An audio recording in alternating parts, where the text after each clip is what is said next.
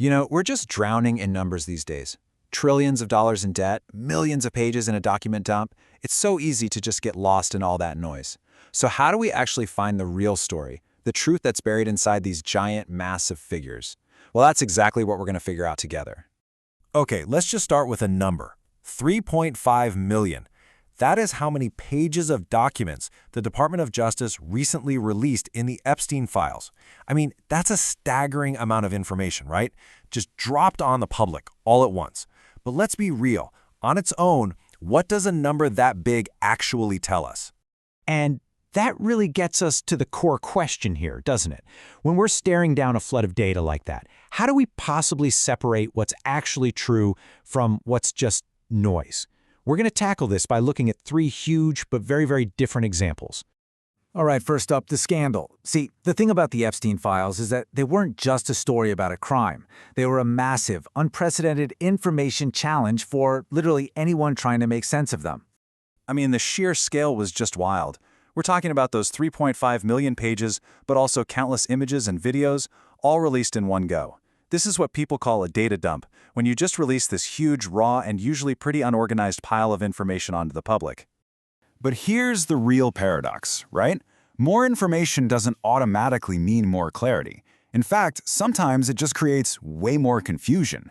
The problem here wasn't just about the quantity of the data, it was all about the quality. And this created a huge problem. Because on the one hand, you had some really genuine discoveries in there, things like FBI memos about potential cooperation deals.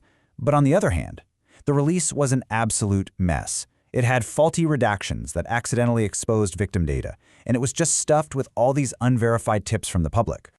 So that was the core challenge right there. This data dump mixed totally official evidence right in with a giant pile of fake claims. So for anyone trying to find the actual truth, it was like trying to find a needle in a massive, massive haystack. Some people even argue this can be a deliberate tactic, strategic dumping, designed to overwhelm journalists and just bury the real story in all that noise. Okay, so let's shift gears now. We're going to go from a chaotic, one-time data dump to a single number we hear all the time, what you could call the ultimate economic scorecard, GDP. So GDP, gross domestic product, is pretty much the total value of everything a country produces and sells in a certain amount of time. It's that big headline number we all see and use to judge how healthy the economy is. So what's actually being counted in that big number? Well, it's basically four main things: all of our personal spending, business investment, government spending, and net exports or trade. I mean, on the surface, that seems pretty straightforward, right? Yeah. And you've got major players like the International Monetary Fund calling it a comprehensive scorecard. This one number is supposed to tell us if the economy is growing or shrinking. It helps us compare our standard of living to other countries. Believe me, a lot rides on this single number. But, and this is a huge but, just like with the Epstein files, the most important part of the story is often about what's missing. GDP completely ignores unpaid work like household chores or childcare. It doesn't measure our quality of life or happiness. It doesn't factor in environmental damage or the growing gap between the rich and the poor. And that's exactly why other metrics, like the Human Development Index, were created, to try and capture the whole picture. So the scorecard, it's incomplete on purpose. All right, for our final case study, let's take a look at what might be the most abstract, absolutely mind-bending number of all, the U.S. national debt. Wow. I mean, just look at that number. The U.S. national debt is sitting at nearly $39 trillion. It's a number so huge that it's almost meaningless. Seriously, how can any of us even begin to wrap our heads around a number that big? Well, the only way to even try is to break it down. So let's start with time. The national debt goes up by this much every single second. $74,000. Whoa. Suddenly that abstract trillion-dollar number feels a whole lot more urgent, doesn't it?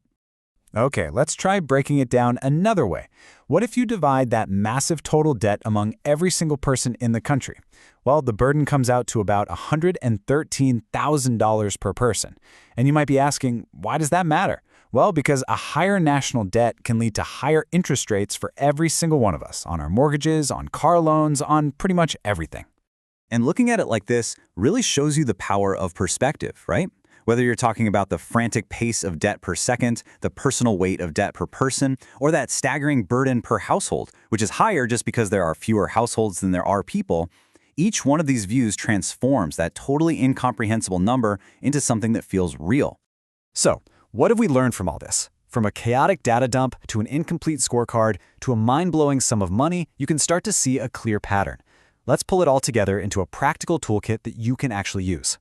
Because at the end of the day, the fundamental challenge is always the same. It doesn't matter if it's millions of pages of documents, a single economic number, or a figure with 12 zeros after it. Our job is always to find the real meaning inside that overwhelming information.